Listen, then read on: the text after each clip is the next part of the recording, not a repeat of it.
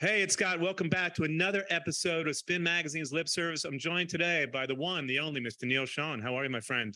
I'm doing well, Scott. Yourself? Doing great. Great to see you. And we were just catching up and talking about, we have a lot of mutual friends. Most importantly, I was talking about Marty Fredrickson, and Randy Jackson is a great friend. He lives in my building, believe it or not. Yeah, I was just talking to the King last night. I was talking to Randy, and he said, "Hey, you're going to be talking to my buddy Scott." And I didn't know you knew Marty too, but we did, like we just talked about. I had a great experience with Marty where I actually like extended my stay. I went there to write for a couple of days with him in Nashville a couple of years ago, and we came up with a slew of songs, and a lot of it was, kind of Santana based, Journey based. It was kind of like all over the place. And like you said, and knowing that you're a drummer, and he programs the shit out of drums, man. I was like, what? So I did like these sort of Latin rock up tempo songs with him that I had Greg Raleigh in mind, and he started programming like timbales, and it was like it was off the hook. I mean, at fireworks, it was happening. Yeah, he's And then the incredible. guy sings, he sings his ass off. It was great. He's amazing. And we can't forget, like we talked about, our great friend Randy Jackson, one of the greatest guys ever. So me and Randy talk Journey constantly. And, I want to talk to you about what's going on. Obviously, the new record just dropped, or is dropping, I believe, in like a week. By the time this show comes out, I think the record's going to be out, I think, July 7th or 8th. Drops on the 8th, yeah. On the 8th, okay. There's so much to get into. Your history with Journey, obviously 100 million records sold, an incredible career, one of the greatest guitar players of all time. And yeah, so much that I want to talk to you about. So let's start up by saying, actually, I had the pleasure of seeing you with Def Leppard. I think it was maybe, 3 or 4 years ago? Yeah. Incredible show, an incredible catalog of hits. A lot of new Journey fans there, you think, when you did that tour with Def Leppard? I don't think so, man. No? I was wondering because, it'd been a long time since we'd been back in stadiums. And that's when I was starting to know how much bigger the band was and had been for the past decade before that, where we were stuck in sheds. Yeah. And it's like I said, well, it's going to be, I can pretty much tell when you get on stage and you start playing a song like Lights or something, where the place is going to light up.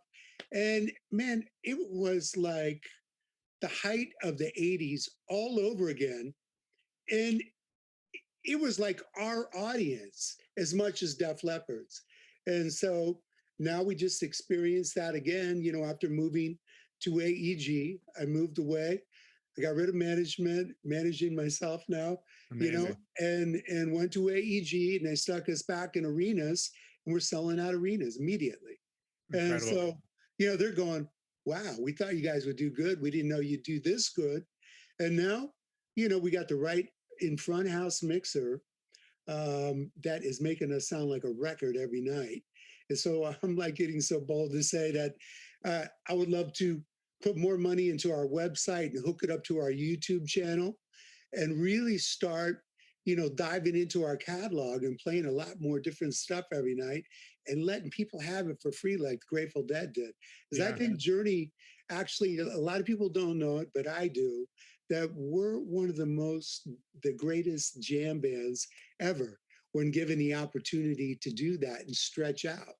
No question. I don't want to talk about that. Initially, the band started out that way, but take me back to the very beginning. The show is a bit of a brief history of your life. Talk about how you grew up. I think you grew up in Oklahoma, right? Well, no, I was born in an Air Force base. Never really grew up there. My father was a leader of the big band there, and my mother was a singer, and that's where they met when I was a twinkle in his eye. I was born in the Air Force Base. They left at that point. We moved back east. I lived in New Jersey with them, a little tiny house, and played in that neighborhood with the kids there till I was about 6. And then we moved out to the West Coast and moved down south of San Francisco to Hollister, where my mother's mother was from, my grandmother, and a lot of her brothers and sisters and my cousins. I had a huge Italian family down there. And so I grew up down there. And my, you know, before I started playing guitar, one of my cousins, that I hung out with was playing guitar. He was in this Paul Revere and the Raiders Cologne band, playing in a roller skating ring on Friday nights. And I was with my other cousins roller skating around. I wasn't playing guitar yet or anything, but I got curious and I said, show me something on the guitar. And he showed me Gloria and Louie Louie. That was it. Then I was hooked after that. That was it. But early on, you got into blues, obviously. I mean, a lot of your background, Page, Clapton, Beck, BB King's. Talk about a little bit how, the first, besides your cousin, when you first got into music, what really was, the thing that sort of, you knew that that was a life determined for you. The blues, yeah, the blues I really got like immediately once I, was so attracted to it. And it was like Albert King, BB King, Michael Bloomfield. And I was listening to a lot of different genres, but the blues was the first thing that really hit me, that made me, want to play. I felt like it was such an expressive side of guitar. It was almost like if I could sing that well, it's like singing through the Yeah. guitar, and it's true, pure emotion through guitar. And so that's never really left me. Those are still my roots. But then, all the cats came over from England at that time, Jimmy Page and Beck and Clapton, and Jimi Hendrix. And, the electric blues then was, dominating the United States. Yeah. And, Jimmy comes out with, are you experienced? And I'm like, I wasn't, but now I am, I think a lot of people don't know you were actually studying like soul singers like Aretha Franklin back then too, not just guitar players. And you were sort of listening to their intonation and how they sang to sort of get your voicing on the guitar too, right? Absolutely. I still do. Like there's a song on our new record that, Randy Jackson played on the whole album, the bass. And one of the first songs that I wrote with Narda going into this project was Holding On. And, it's a really a heavier, powerful riff, something that you would not normally see on a Journey record. But, after we got into it, it was one of the last songs we finished. That song sat there for the whole duration of a year and a half while we were piecing this record together with Narda and I and everybody else working together. And Randy came up with the chorus of that when he replaced my bass on it, and he sang the chorus, and I went, wow, that's really cool. So then I proceeded to try to come up with the right vocal melody for it. And I tried a bunch of different things throughout all those months, and I kept on getting closer and closer. And as the record was, coming to a near end, I tried one last scoop at it. And I was like, let me try this one last time, Narda. And I thought Aretha Franklin definitely. And I was like, you want to and there it was, And so I just kind of scattered it out. And that's what ended up being on the record. Amazing. And so, yeah, she's embedded in my soul always. Yes, definitely. So you start playing at 10 years old. Obviously, you grew up in a musical family. And I think you were kind of looking at even art and art school at some point, right? And design. Design was a big part of your life growing up early. But you joined Santana at 17, which is sort of unheard of, joining a band that major at that, that early an age for you. So how did that all happen? Yeah, talk to me through that whole thing. Well, it happened. I'll go back to the beginning, I guess. I was playing in a Bay Area band down in the peninsula. It was the San Mateo area where I was living with my folks at the time. I had joined a band called Old Davis, and the bass player in the band, nickname was 9 Year, Bob Woodridge, and he was friends with Greg Raleigh and Michael Street. So we were playing at a club down in Palo Alto called the Poppycock, and I guess he invited them down to come check us out. And they came down, and I didn't, I'd never met him before, and they were sitting in the audience, and I guess they liked what they heard, and so we hung out afterwards. The club owner closed down the club, and we proceeded to jam into the wee hours of the morning. Amazing. And then very shortly after that, Greg Raleigh's and I started hanging out. He started coming to high school and picking me up, and I started cutting and going to his father's house. It was in San Bruno, and he had a piano in there, and we'd sit down and just jam for hours. Uh, and then that just kind of it kept on moving forward. I kept hanging with all these people, and at the time, I had met a gentleman by the name of Jackie Villanueva. Him and his brother John worked in the Santana road crew, and I was recording in a studio down in San Mateo.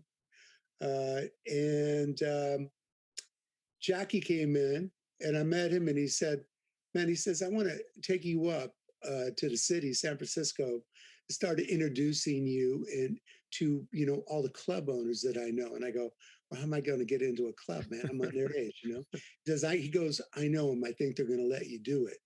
And so he took me first off to the Keystone Corner, which was, Michael Bloomfield's old club in San Sure. Francisco.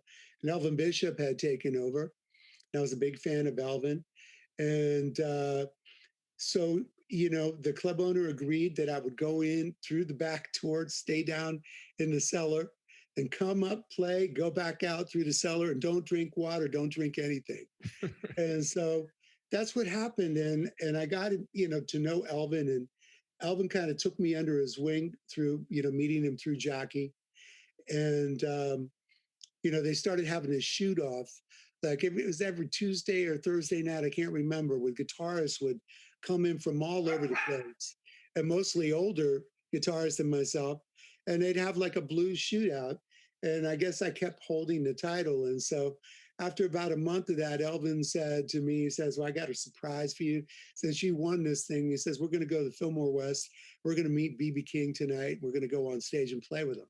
And I was Amazing. like, "What?" Yeah.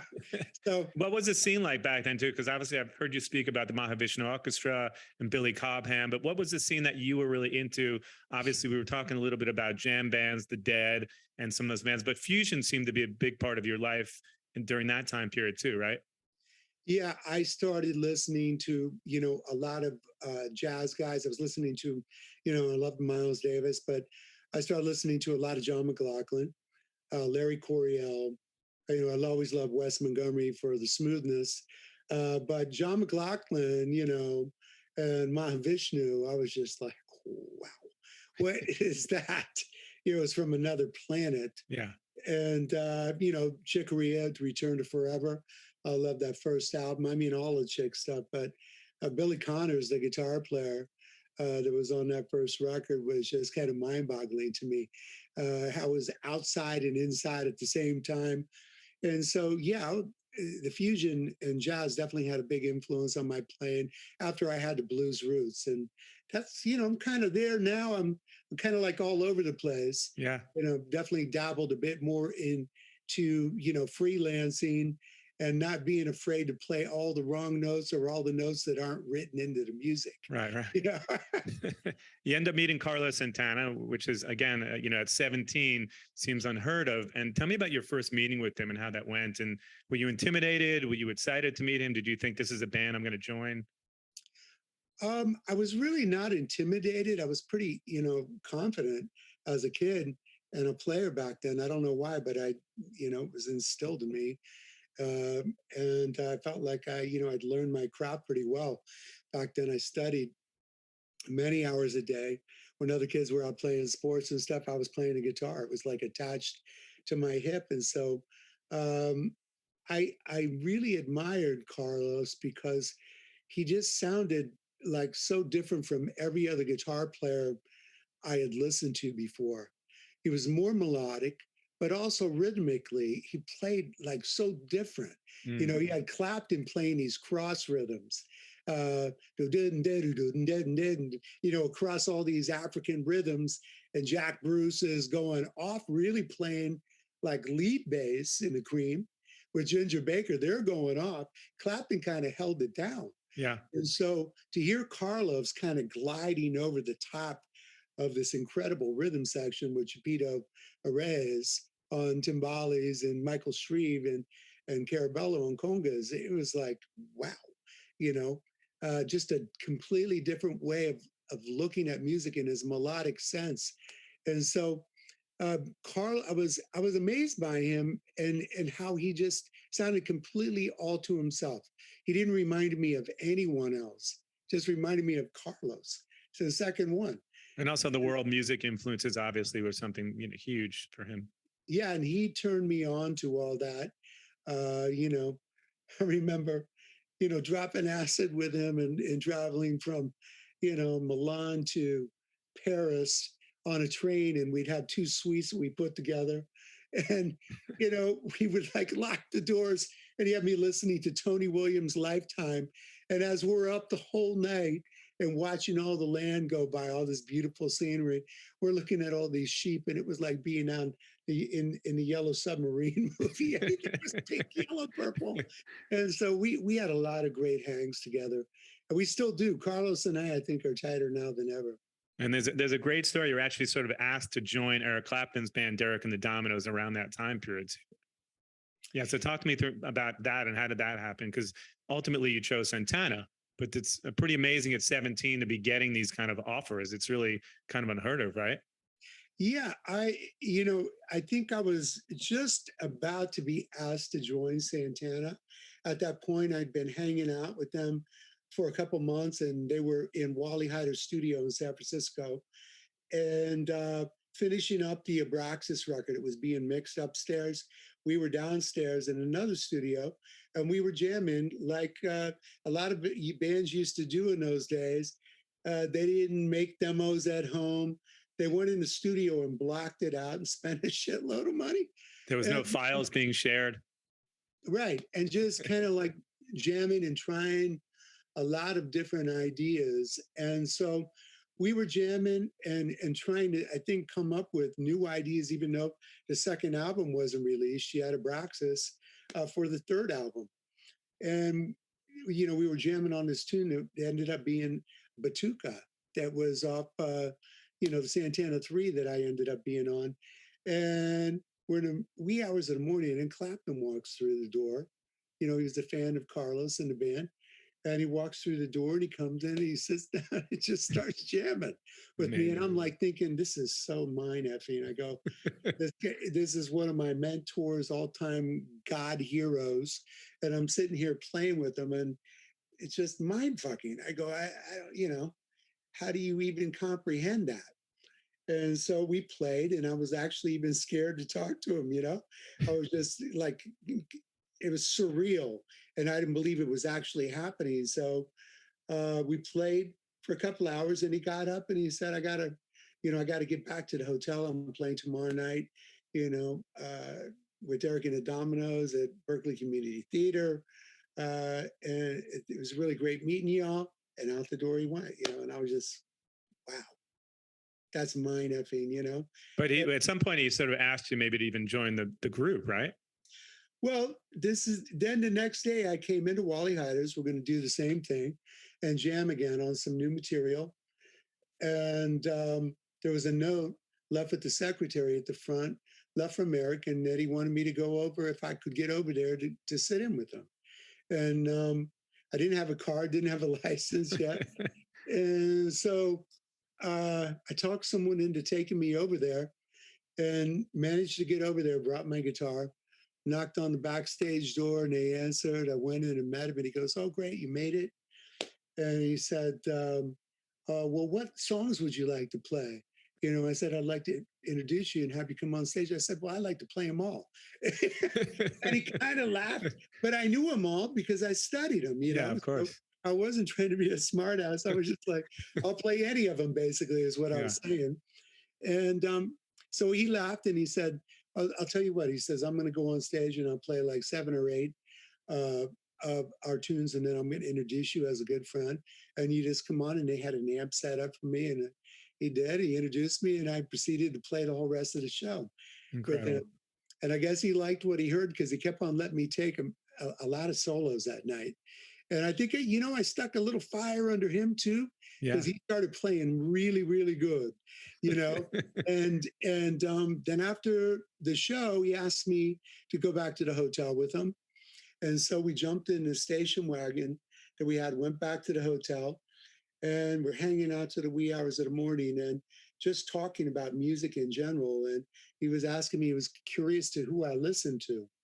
And I told him that, I listened to him. And, Right. he was one of the main guys Yeah. that I listened to, and he didn't believe me. And so he had acoustic guitar sitting there, and I go, well, I'll show you. And so I said, I learned your stuff note for note off the record. I had a record player in my bedroom, and I kind of slept with it on. Even when I was sleeping, I'd pull the arm up and let it go over and over and over. So, and actually that works, man. I found Yeah. out with Jimmy and him, by listening while you're sleeping, you're actually learning and you're getting more familiar with stuff, even though you're sleeping. And so I played him note for note, Wheels of Fire, you know, uh, uh, Crossroads. And he went, well, fuck me. He's like, he is like, I can't believe that. He goes, well, I think you're taking it further than I did. And I go, no, I don't think so, Eric. I think that I just, learned what you did. And, you know, you're the guy that made it up, man.